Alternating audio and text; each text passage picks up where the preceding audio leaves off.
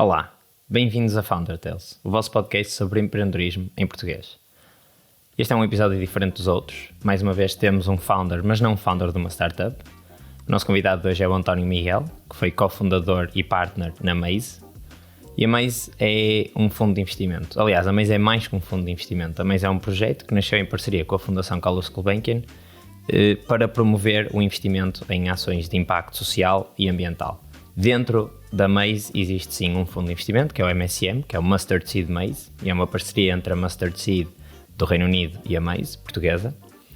E portanto falamos sobre o que é a Maze, como nasceu e as coisas que integram, todos os projetos que a Maze consegue agregar. Curiosamente começamos a conversa com a origem deste podcast, portanto de Founder Tales, como é que nasceu e se calhar para onde é que pode ir. E depois passamos para a origem da Maze, como é que funcionam os seus fundos, quantos fundos é que já levantaram, quanto tempo têm, etc. Todas aquelas coisas que também falamos no episódio do Alexandre, algumas delas voltamos a repetir, outras demos outros ângulos diferentes, porque são fundos diferentes e têm teses de investimento bastante diferentes. Uma coisa bastante específica sobre a qual falamos foi a importância da cap table, ou seja, como estão distribuídas as ações de uma startup ou de uma empresa, e quais os mecanismos que as alteram, como por exemplo fazer crowdfunding para levantar uma ronda pre-seed, que é uma coisa que tem vindo a ganhar alguma popularidade, principalmente cá em Portugal. Como já devem ter reparado, a Maze é um fundo de impacto, ou seja, é um projeto de impacto. Todas as ações que fazem têm de ter uma dimensão de impacto, e portanto acabamos o episódio a falar sobre os Impact Bonds, que são únicos cá em Portugal e são geridos pela Maze, e que são produtos financeiros muito interessantes para fomentar este investimento de impacto. No próximo episódio, portanto na segunda parte desta conversa, vamos explorar um bocadinho mais cada um dos projetos da Maze, ou seja, quais é que são as grandes peças, as grandes engrenagens que eles usam para fomentar este impacto e como é que medem esse impacto, quais é que são os indicadores, como é que o fazem, que estudos fazem, para perceber se efetivamente o dinheiro que estão a investir nas startups e não só, está assim a ter um retorno de impacto no mundo. Como fazemos sempre, já que estão aqui, aproveitem para deixar um like ou um comentário. Peço-vos outra vez para subscreverem no Spotify ou no YouTube, dependendo de onde virem. Ajuda-nos imenso a crescer e ajuda-nos a ter alguma massa crítica para que fazermos coisas mais engraçadas. E se quiserem ajudar ainda mais o projeto a crescer, podem ir ao link na descrição, temos um Patreon, onde podem contribuir e fazer parte deste crescimento logo desde o início. Vamos agora para a conversa. Espero que gostem. Então foi depois da Scribo. Foi, o que é que nós pensamos? Nós não percebemos nada disto, vamos falar com quem já fez e tínhamos de ter um pretexto. E já gostávamos do formato podcast, já que tínhamos pensado em lançar os dois, então pronto, juntamos ali o útil ao agradável. Foi um bocado egoísta no início, mas depois foi 100% egoísta. E fizemos aquele. Vocês estudaram juntos, foi isso? Sim. Fizemos aquele post-mortem da Scribo e foi. O que aconteceu? E nós não percebemos nada do que estamos a fazer. Vamos falar com alguém. Só que se não estivéssemos a gravar, as pessoas não aceitavam. Começaram a falar com o João, foi isso? Qual João João? foi o primeiro? Não, o Magalhães? o João foi o primeiro aqui em estúdio. Okay. Entretanto, nós já gravamos outras 2 temporadas com mais episódios. Antes A primeira pessoa que gravamos foi com o Frederico Carpinteiro, da Adaptake. Ok. Porque ele tinha tirado, não sei se ele tirou o nosso curso. Tirou o nosso curso, então pronto, já tínhamos alguma relação. Okay. E depois começamos a fazer aquele, Frederico, apresenta-nos outro e... E quem é que já tiveram, por curiosidade? Sim. Mais sonante, não é? Olha, o Humberto Aires Pereira, o André Albuquerque, Fixe também, muito bom. Roberto Machado, tivemos o João da NOC, tivemos o João Aroso da Lidzai, Okay. Acabou de sair daqui o Miguel da Shirmi. Ok. Exatamente. Quem é que tivemos? Tivemos o Mário da Taikai. Fixe. Da Maze, não sei. Quem é que. Da Maze acho que não tiveram. Não, da Maze não. Não estou do vosso portfólio. Da Maze temos-te a ti agora. Bem. E tivemos imagina, tu és o segundo não founder. Quer dizer, és founder na mesma, mas não de startup. Sim. Que é o primeiro foi o Alexandre Santos. Ele teve. Não, ele esteve na Right Pixel. Já sei, está na Chameleon. Exatamente. O antes. Exatamente. Conheço bem. Ele veio, a última vez que viemos cá foi ele. Boa. Acho que assim, mais pessoas. Não sei, depois temos algumas pessoas também. A Carolina da Emotai. Fixe. Já vamos com ela. Então a conseguir absorver aquilo que queriam ou não? Eu acho Opa, que sim, sim, imagina, acho que agora coisa. neste momento também já fazemos porque gostamos de Claro. gravar e já aprendemos bastante. E tem sido cada vez mais fácil também chegar às pessoas. Nós este ano decidimos que íamos gravar em estúdio, que era para podermos ter vídeo. Que antigamente faziam o quê? Zoom. Remote, sim. Yeah. Não Olha, era presumo, mas não é. está a gravar. Pois. Decidimos que íamos ter sim, fazemos remote porque nós começamos em 2021 e portanto também não dá para fazer sem ser remote. E pronto, e Também acho que chegou uma fase em que tipo, vamos tendo aquele feedback e dá assim um gostinho de. Eu já vi, agora vocês estavam a dizer os nomes, eu já vi, lembro-me de ver o André Albuquerque a postar sobre isto. Agora Sim. estou-me a lembrar. E isso quer dizer que depois vão criar a vossa startup O outra vez? objetivo é esse. é esse o objetivo. Pois. E Portanto, já andamos a Para testar. custo do João, imagino. O João não sabe, o João ainda não sabe. Não graves essa parte. Não, mas ontem por acaso aconteceu uma coisa engraçada. Para mim acho que foi a primeira vez, acho que já tinha acontecido. Estávamos num evento da Startup Portugal e estávamos a falar com o. Ajuda-me. com o António Martins. Sim. E estávamos a falar sobre podcast e não sei o quê. Temos um podcast, é mesmo fixe. E a essa altura chegou um rapaz e disse: desculpa, queria só interromper para dizer olá, sou o vosso fã. Tiveram o vosso momento de grupi. A mim foi a segunda vez, ele foi a primeira vez que tinha acontecido isso. Pedimos para assinar, tipo, assinei no braço. Sim. Há um beijo na testa. Não sei mais. Não, mas foi muito fixe. E é giro termos agora algum reconhecimento do que estamos a fazer. Claro. E acho que isso também motiva a deixar de ser tão egoísta, entre aspas, Sim, a motivação sim. para... E até percebemos que havia. Nós já estávamos minimamente por dentro do que é o empreendedorismo, tipo, algumas cenas base. Mas há muita gente que não está e nós estamos a tentar puxar um bocado para aí, que é tipo explicar mesmo as Sendo mais histórias, as pedagógica, nuances, não é? sim, muito educacional de tipo, fala-se muito em rondas de investimento, levantaram não sei o quê. Mas na prática como é que é? Como é que fazem? Como é que se constrói uma startup? Como é que se resolve um problema? E é fixe isso. Boa. Sim. Ia dizer qualquer coisa, esqueci-me. E nesta área a Mariana fazia um podcast. Era o Start Now, Cry Later. Exatamente. Como deixou de fazer, Ficou um em gap. Portugal ficou um gap grande. Sim. Nós, por acaso, quando começamos, não tínhamos visto que ela já estava a fazer. E depois descobrimos, ficamos com aquela, temos competição. Nós a competir contra a Startup Portugal. Mas depois nós ganhamos na consistência. Exato, a consistência é tudo. O difícil é sempre continuar. É passado o episódio 10, não é? Nos podcasts. Acho que O Pedro Teixeira da Mota dizia que era o 7. Era o Se fizesse 7, estás lançado. Então estamos lançadíssimos. Mas Já vocês passamos já há muito vão- tempo. Já. Não sei quantos é que temos agora, porque nós também fazemos uma coisa que foi no primeiro ano lançámos quinzenalmente, porque isto é um hobby, portanto Sim. nós não conseguimos gravar isto assim com tanta frequência. E depois para o segundo ano fizemos o compromisso de lançar todas as semanas. Mas fizemos um truque, que é um cheat, que foi algumas das conversas as mais longas partíamos em duas partes. Sim. Pronto, ganhávamos tempo. Mas faz sentido, senão. Claro. Vocês conhecem o Harry Stebbings do 20 Minute VC? Sim. Pá, que ele começou com um podcast e o gajo levantou 140 milhões de euros. Ele começou no Ele podcast. começou um podcast do quarto com 22, 23 anos. Dizer, pá, a premissa era. Já passou pela nossa cabeça. A premissa era a mesma. A premissa Ele levantar era. 140 Eu milhões de euros, quero, passa todos os eu dias. quero aprender e já que vou aprender, tipo, vou partilhar. Claro, é isso. E começou tipo, com malta que pronto, ninguém conhecia e a dizer: convida-me alguém, queres convidar alguém, não sei o quê. E sugeriam nomes. Entretanto, pronto, vão lá os maiores nomes que vocês possam imaginar. E basicamente ele começou a ter acesso a deal flow, tipo a oportunidades de investimento, por causa da marca que foi criando à volta dele e da marca que foi criando com o 20 Minute VC. Todos os episódios eram 20 minutos. Ouçam, está mesmo fixe, bem estruturado. E começou a ter tanto acesso a pipeline que disse: eu tenho acesso a pipeline melhor do que muitos destes investidores, mais cedo. Posso servir de ponte entre o início de uma startup e fundos. E começou a dizer: tenho aqui uma marca, tenho uma cena fixe, vou tentar levantar um fundo para investir nestas startups. Levantou um fundo que é o 20 Minute VC também, pá, que tem tido imenso sucesso. Isso foi há quanto tempo?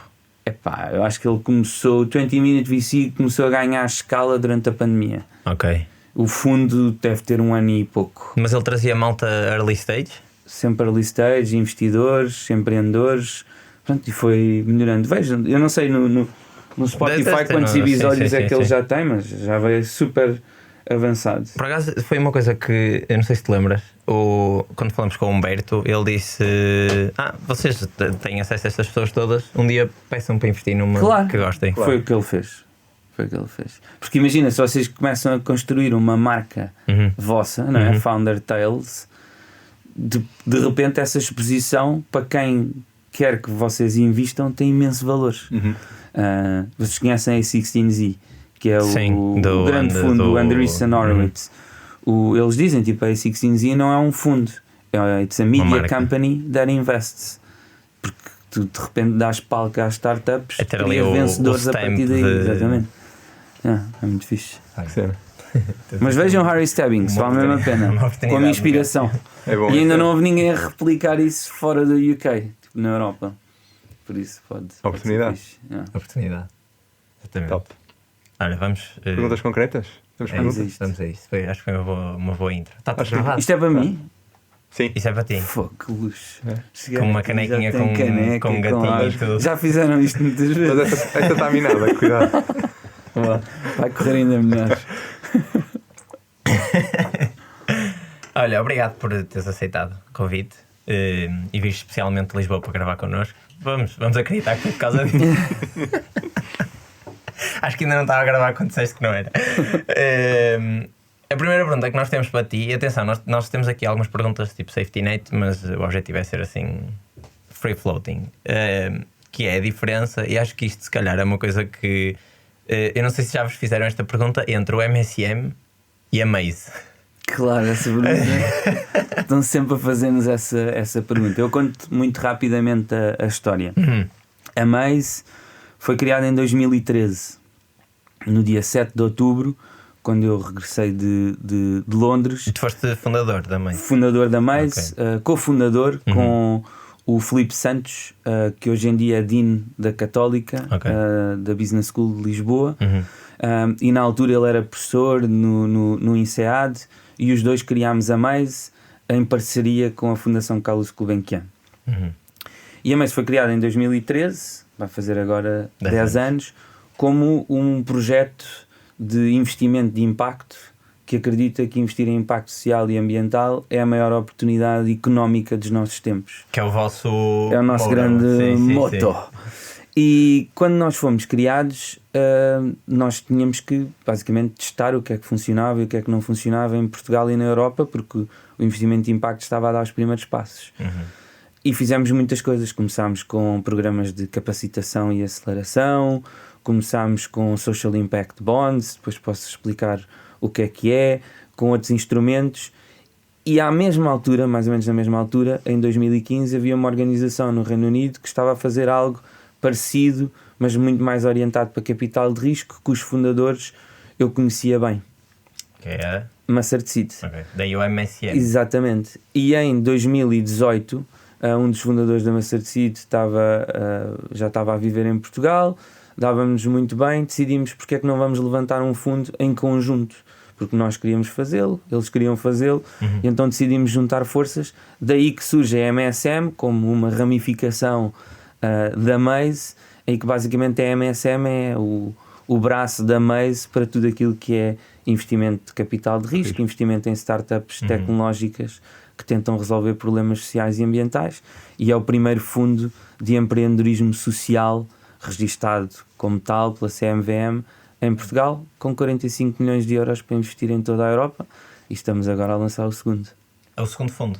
Estamos neste momento no processo quanto tempo é que tem o primeiro? O primeiro fundo foi lançado em novembro de 2019, ou seja, há 3 anos e meio. Nós investimos em 37 empresas nos últimos 42 meses.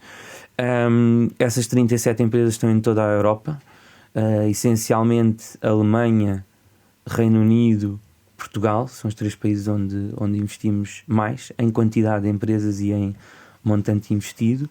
estamos a chegar ao fim do nosso período de investimento deste fundo e por isso estamos agora... São 5 anos, nós sabíamos que ia ser um pouco mais rápido, até por causa do contexto que vivemos em 2020, 2022, de muito crescimento desta área. Exato. E por isso agora estamos no processo de levantamento do nosso segundo fundo. Mas é curtinho, não é? 5 anos. O default é serem mais compridos, ou não? Os fundos de capital de risco tradicionalmente têm 10 anos, com extensões. Mas se nós pensarmos no capital de risco como um produto, em que é um produto fechado, ou seja, tem este horizonte temporal, fechas um fundo e não continuas a trazer investidores para o fundo. Os fundos de capital de risco têm que ter um fecho. Se nós pensarmos que no nosso caso, e em muitos casos em Portugal, na Europa, os fundos de capital de risco investem em fases muito iniciais de uma empresa. Se nós investimos numa fase muito inicial de uma empresa, quanto tempo é que demora uma empresa a ir, não sei, de uma ideia, de um PowerPoint, até um evento em que possa trazer liquidez, quer seja porque faz uma IPO, uma oferta pública, ou porque é adquirida essa empresa.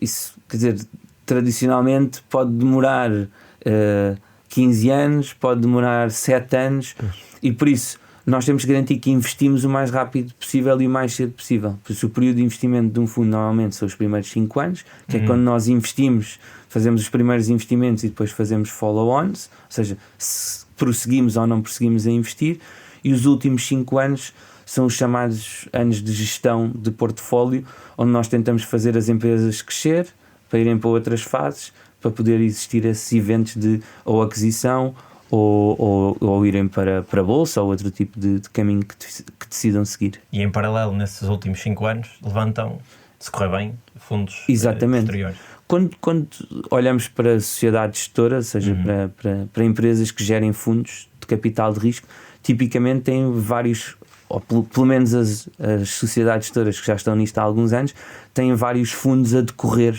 em simultâneo. Sendo que a pergunta que se faz é, no fundo 1 estão em fase de investimento ou em fase de gestão de portfólio? No fundo 2 estão em fase de investimento ou em fase de gestão de portfólio? Por vezes até as sociedades gestoras têm vários fundos que estão em simultâneo em fases de investimento, porque são fundos com estratégias diferentes. Por exemplo, vou inventar um fundo que só investe em consumer products e um fundo que só investe na área da economia circular. A sociedade levantou 2 fundos e está a investi-los mediante a estratégia de cada um. Ok. Mas sim, mas vocês investem maioritariamente ou até se cá exclusivamente em pre-seed e seed, não é? Exatamente. Portanto, numa fase muito inicial. Portanto, os 5 anos para vocês... Mas os 5 anos são de investimento. São só de investimento. Okay. São de investimento. Okay. Por exemplo, vou dar um exemplo. Nós investimos numa empresa, uma das primeiras empresas em que investimos foi logo no final de 2019. Investimos na primeira ronda, que foi a ronda pre-seed. A empresa não tinha produto. Entre desenvolver produto, testar produto, os primeiros clientes, iterar, não iterar, 1 ano e meio. Que era a extensão que tinha para o financiamento que obteve na ronda pre-seed. Eu estou a fazer um grande esforço para evitar usar aquelas palavras e jargões em inglês. Esse financiamento deu para 12, 18 meses. 18 meses depois levanta uma ronda seed. Nessa ronda seed é a ronda em que se pretende que o produto vá para o mercado e comece a gerar receitas para provarmos há aqui um modelo de negócio ou não. Existe aquilo que se utiliza muito. É antes do modelo de negócio, a seed? A seed depende do que é que nós falamos como modelo de negócio. A seed típica, e também depende da própria tecnologia. Nós temos séries A e B em que ainda não existiu qualquer tipo de modelo de negócio. Se for muito deep tech, exatamente. Exatamente. Quando dizes não haver modelo de negócio, tipo, acontece haver em séries A onde não há receita sequer? Tipo, não se vendeu um... Sim. Não é que não se tenha vendido alguns centenas de milhares de euros, mas não existe um caminho de monetização em escala, óbvio. Isso cada vez acontece menos. Ou seja, se nós estivéssemos a gravar em 2021, eu diria que sim, existiam várias séries A dessas. Em 2023 acho que vai ser muito difícil existirem séries A dessas. Eu pessoalmente acho que isso é bom. Acho que toda a correção que nós estamos a assistir é boa, porque traz o capital de risco para os fundamentos de negócio que de certa forma se perderam nos últimos anos. Mas imaginando, essa empresa levantou pre-seed, vai levantar seed para provar que o modelo de negócio pode funcionar e crescer. Depois levanta uma série A quando mostra que há aquilo que se chama muito no ecossistema de product market fit, ou seja, já sabemos que temos uma máquina bem oleada em que o mercado gosta do produto, encontraram-se e agora se eu puser mais dinheiro para dentro vai sair mais dinheiro para fora, exatamente. Isso tudo demora muito tempo, só este caminho que eu estou a falar. Se não existir nada de errado, se não houver iterações, estamos a falar de 3, 4 anos. E por isso, se nós não investirmos cedo, no fundo, se em 4 anos estamos com uma empresa de série A, como é que em 10 anos essa empresa cresce de série A para ser um unicórnio, ou para ter valorizações interessantes, para poder existir depois um evento de aquisição ou de exit que depois possa beneficiar o fundo, porque a forma como os fundos de capital de risco funcionam é nós temos curvas de distribuição normal, não é? Em que grande parte dos eventos acontecem dentro de uma média controlada. É uma curva assim, não é? Exatamente.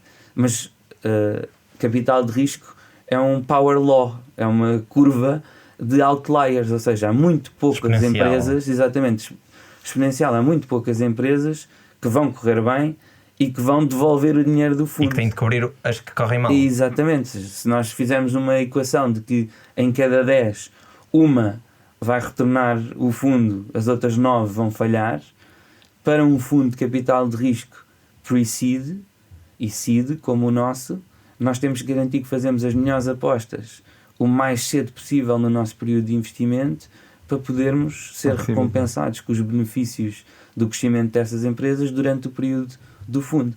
Não faria muito sentido investir numa empresa que está a lançar-se no mercado no ano 7 do nosso fundo, porque não vamos ter tempo de ver a empresa a crescer no período do fundo.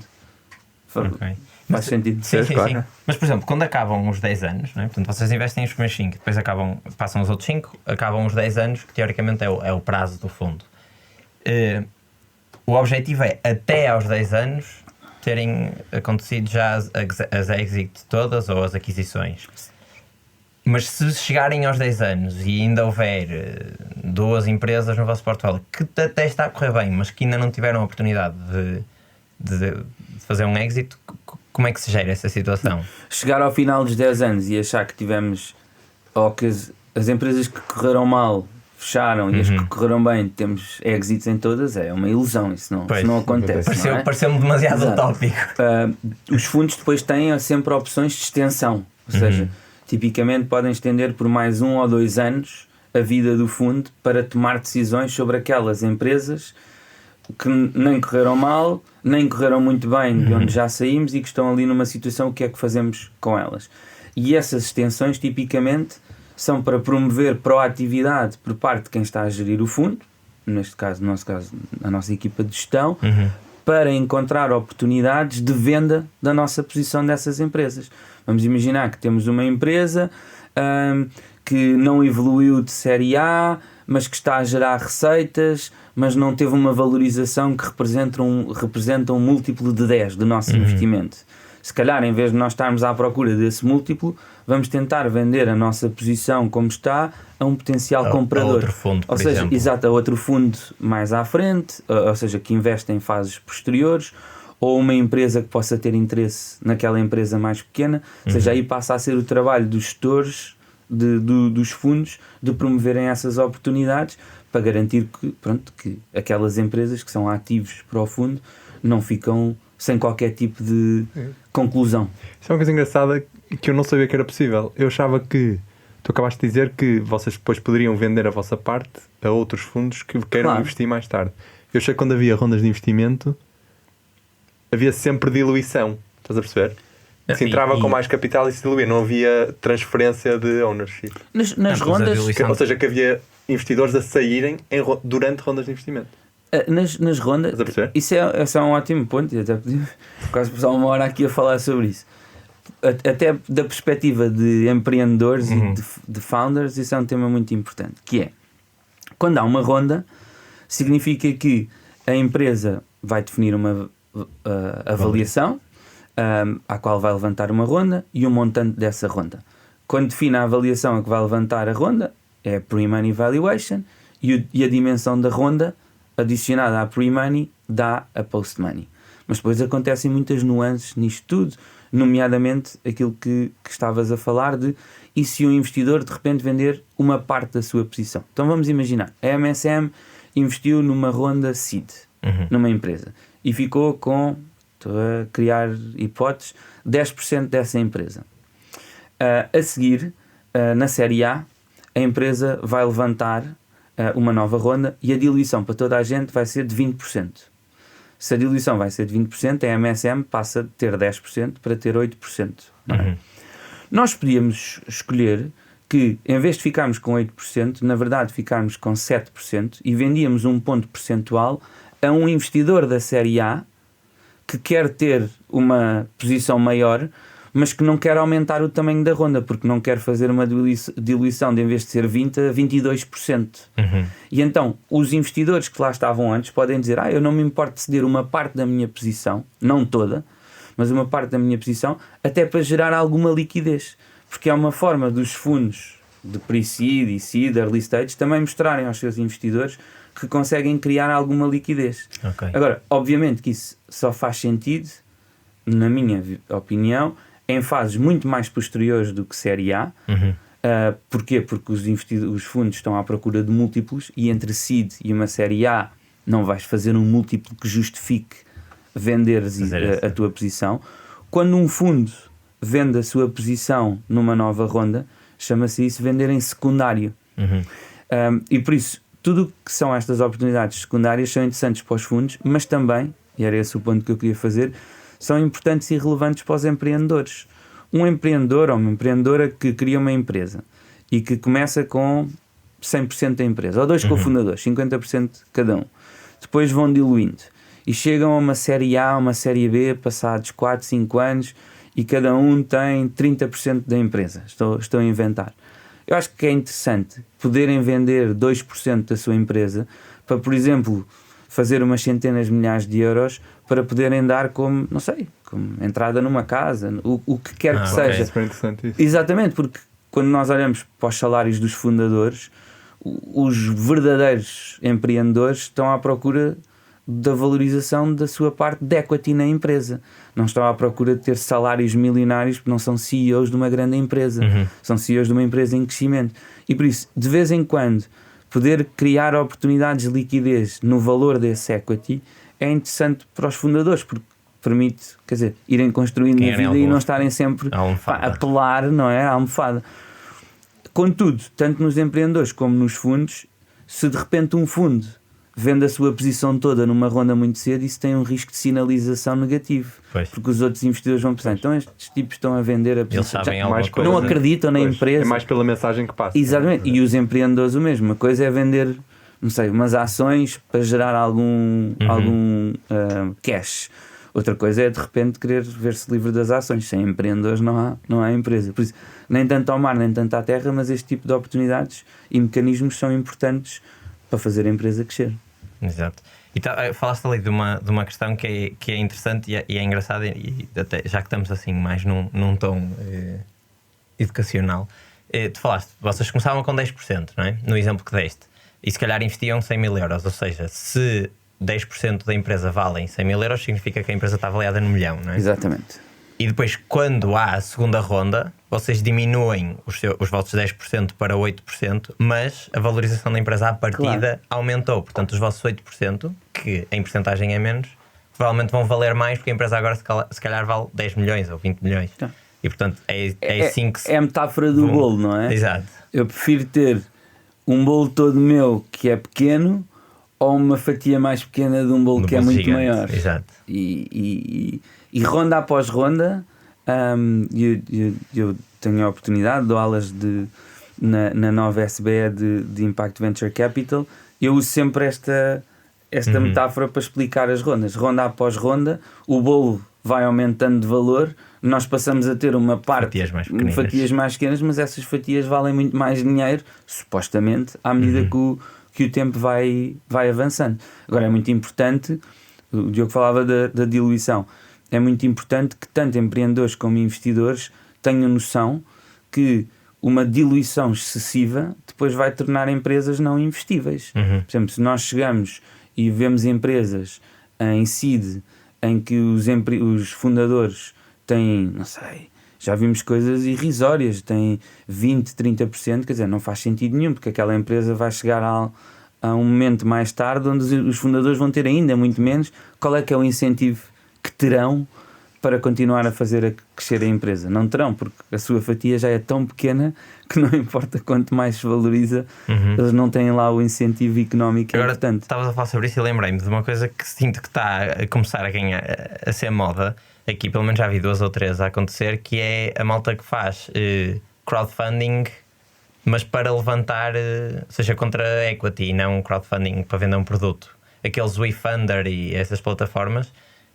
Depois, no CapTable, como é que... Estás a falar, por exemplo, de uma Seeders também, de uma Crowdcube? Sim, por exemplo. Ou seja, levantar uma ronda de capital, equity, mas em crowdfunding. Exatamente. Sim. Como é que ou seja, os acionistas passam a ser 1 milhão de pessoas que investiram? Normalmente essas plataformas, pelo menos as mais avançadas e sofisticadas, têm um mecanismo que se chama nominees, ou seja, por causa de alguém que te representa. Sim. E então imagina, uma empresa levanta um equity crowdfunding e há 350 investidores, mas na CapTable quem aparece é a plataforma como representante daqueles investidores e que normalmente adere aos documentos standard e a tudo, ou seja, os empreendedores não vão ter que estar a lidar com 300 acionistas que se tornaria basicamente ingerível e impraticável. Por isso, da perspectiva de gestão de acionistas, é uma ótima opção e é tranquilo. O crowdfunding eu acho que é muito interessante para startups que têm produtos de consumo. Porque vamos imaginar que eu, enquanto empreendedor, crio uma marca, inventar, de ténis vegan, não é? E é uma coisa sustentável. E eu estou a tentar provar em pre-seed ou em seed a investidores que o mercado quer isto. Eu levantar dinheiro através de uma campanha de equity crowdfunding, quando de repente eu coloco o produto, dou à audiência, à multidão, o poder, a capacidade de poder investir neste produto. Sem custos nenhum. Sem custos, porque tornam-se... Sim, mas... claro, mas tornam-se investidores, juntam-se, não é, na jornada. Não tem de fazer a sapatilha. Exatamente. E de repente eu tenho, não sei, 1000 pessoas que investem no produto. Não só levantei, vamos imaginar, €500.000, como depois vou aos investidores e vou dizer, está aqui validação do mercado. O crowdfunding é super interessante para empresas de consumo porque serve muitas vezes como validação de mercado. E isso torna-se um fator importante para outros fundos investirem. Quando neste exemplo hipotético de ser um empreendedor desta empresa de ténis vegan, se me perguntassem, mas há mercado, o que é que os consumidores dizem? Tenho aqui 1000 pessoas que não só gostam do produto, como querem investir no produto. E é um mecanismo. É o nível a seguir de fazer crowdfunding no produto. Exatamente. Mas também exige um público mais com mais literacia financeira, não é? Porque eu comprar um produto comprar uma aquisição é uma coisa que qualquer pessoa faz. Eu perceber que ser investidor daquilo e aquilo vai crescer um dia e eu vou ter uma porcentagem. Claro. Não funciona com todo o tipo de produtos, porque os produtos muitas vezes estão ligados à audiência que servem, mas essas plataformas têm milhares e milhares de utilizadores e investidores que decidem, não sei, tenho aqui uma parte de dinheiro, não sei, quero investir €500 e depois tem aqueles €500 para investir. E as plataformas estão sempre a sugerir projetos e eles vão, pôr 50 aqui, 50 ali, 50 acolá, e vão escolhendo. Voltando ao mês agora, à mês. Tu disseste que tinham vários braços. O MSM é o vosso fundo de investimento de capital de risco, mas depois tem outras coisas, como por exemplo... Bem, nós acreditamos muito e nós temos utilizado a ideia da caixa de ferramentas. É importante explicar porque é que nós existimos. Nós existimos porque investir em impacto é, como eu estava a dizer, uma grande oportunidade económica e quem está no terreno a tentar, através de modelos de negócio, resolver problemas sociais e ambientais, precisa de apoio. E eu gostava de não ser tão cataclista, mas o mundo precisa mesmo muito destes empreendedores. E acho que temos tido muitas provas dadas, quer seja por manifestações, não de pessoas, mas por exemplos de catástrofes ambientais nos últimos anos, quer seja pela polarização e comportamentos extremos que temos assistido. A forma como nós abordamos estes temas vai ter que passar pelo negócio, porque se não passar pelo negócio, nós estamos sempre num mundo muito em silos e onde duas forças combatem uma com a outra, que é ou faço o bem ou ganho dinheiro. Ou ganho dinheiro. Isso não existe. Há um professor de Oxford que diz e cria uma polaridade, uma polarização que não é boa. Enorme, não é nada boa. Há um professor de Oxford que diz que os negócios do futuro são aqueles que lucram enquanto resolvem problemas sociais e ambientais, e são esses que nós apoiamos.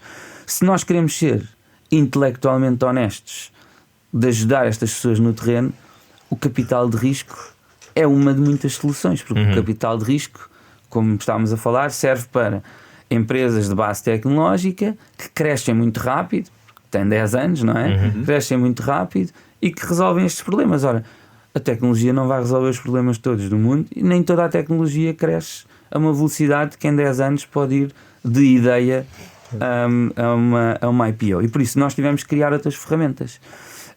E na Mais nós temos outras ferramentas. Temos ferramentas como as Social Impact Bonds, ou títulos de impacto social em Portugal, que são instrumentos onde existe um pagamento por resultados. Vamos imaginar, há um problema social por resolver, desemprego jovem, junto de pessoas que não integraram o mercado de trabalho quando terminaram as suas qualificações ou porque não têm as qualificações necessárias. Essas pessoas custam muito dinheiro ao Estado, a nós, todos os anos. Mas depois existem bootcamps de programação informática a um preço muito competitivo que têm 90 e tal % de empregabilidade. Então nós criamos estas Social Impact Bonds em que levantamos dinheiro de investidores para eles financiarem vagas nos cursos de programação informática de bootcamps a jovens que estão em situação de desemprego. Se estes jovens integrarem o mercado de trabalho, o Estado poupa porque não está a pagar subsídios de desemprego e até está a ganhar dinheiro com os impostos, que é bom, e usa uma parte dessa poupança para pagar de volta a investidores. Nós fazemos muitos projetos destes, fazemos projetos destes na área de desemprego jovem, na área de cuidadores informais. Portugal tem a maior taxa da Europa de cuidadores informais. Ou seja, o meu avô tem a sorte de estar num lar, mas muitos idosos não têm essa possibilidade. A minha mãe durante vários anos esteve a cuidar do meu avô antes dele ir para um lar. Os cuidadores informais precisam de apoio e custam muito dinheiro ao Estado. Testámos projetos com isso. Crianças e jovens em risco também fizemos. Educação primária. Nós mostramos que ensinar programação informática, o básico MIT Scratch, a crianças do 1º ao 4º ano, tinha um impacto positivo no seu raciocínio lógico e desempenho na escola. Por isso, essa é outra das ferramentas. Outra das ferramentas... Ou seja, vou só partir isto um bocadinho. Ou seja, vocês o que fazem é... bonds são... Vou fazer aqui umas analogias. É como se vocês vendessem ações que valorizam contra métricas de impacto social. As Social Impact Bonds são isso mesmo. Quanto mais ações são como se emprestassem dinheiro. Exatamente. Dinheiro ao o Estado retorno financeiro é tanto maior quanto maior for o impacto social ou ambiental. E é garantido pelo Estado. Exatamente. Porque por isso é que são bonds. Em Portugal ações, exatamente. Em Portugal é por uma entidade que se chama Portugal Inovação Social. Que é uma estrutura de missão. Como é que se definem? Isso é super interessante, que é aquela coisa básica, não é? A forma como os serviços sociais em Portugal acontecem é com base em atividades e serviços. Dizem assim, emprego. Eu vou pagar a uma empresa para dar formação e vou pagar X euros por formando. Ou X euros por formando que participe em X horas de formação. Isso não... Quer dizer, eu não vou ser exagerado. Ia dizer que não tinha valor nenhum, claro que tem valor. Mas isso não tem o valor todo. Porque o valor todo não é o número de formandos ou o número de horas de formação. É os resultados. O valor é aquela pessoa integrou ou não integrou o mercado de trabalho de forma sustentável numa área de temática em que tem interesse.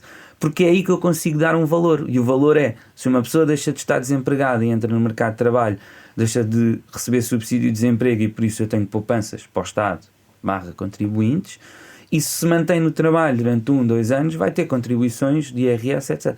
Então, os serviços sociais, na verdade, deveriam era financiar o resultado e não a atividade. Porque se eu financiar o resultado, quem dá os serviços de formação também tem um incentivo extra para garantir que o resultado acontece. E depois, como é que nós mostramos que os resultados acontecem? Porque muitos destes resultados depois têm evidência, não é? Há um contrato de trabalho ou não há um contrato de trabalho, e isso mostra se o resultado foi alcançado. Na área da educação, mostra se o aluno tinha negativas a X cadeiras e agora não tem negativas a X cadeiras. Ou seja, há sempre uma evidência física / administrativa para mostrar que os resultados são alcançados. E é aí que está o valor. Mas esse modelo implica que os objetivos sejam muito bem definidos e muito claros. Claro. Nunca aconteceu, por exemplo, vocês definirem um objetivo, tentar... Acho que é difícil arranjar um exemplo. Eu dou-te um exemplo. Okay. O primeiro projeto destes em Portugal foi lançado com a Câmara Municipal de Lisboa a ensinar programação informática a alunos entre o 1º e o 4º ano, primeiro ciclo de ensino básico, em 3 escolas públicas de Lisboa. E a métrica que nós definimos era as notas nos exames nacionais do 3º ano, porque já não sei se era do 3º, se era do 4º. Havia uns exames de aferição nacionais, porque temos que encontrar uma métrica que seja igual para todos, porque neste caso nós tínhamos um grupo de tratamento, que era quem recebia as aulas de programação informática, e um grupo de controle que não recebia para comparar. Por isso eles tinham que fazer o mesmo exame e eram os exames nacionais. Ora, a meio desse ano letivo, o Parlamento decidiu dissolver e terminar os exames nacionais. E nós ficámos, e os parceiros do projeto eram a Câmara Municipal de Lisboa, a Fundação Carlos Gulbenkian enquanto investidora, a Academia de Código enquanto empresa social que estava a implementar o projeto, a MEISE enquanto intermediária a organizar as coisas, a nova SBE enquanto avaliadora independente, e tivemos que arranjar outra solução, e entre todos arranjámos uma solução em que o avaliador, que era a nova, desenvolveu um teste independente, implementámos entre os outros. Estas coisas acontecem, tem que se arranjar soluções, não é frequente, mas a verdade é que acontecem.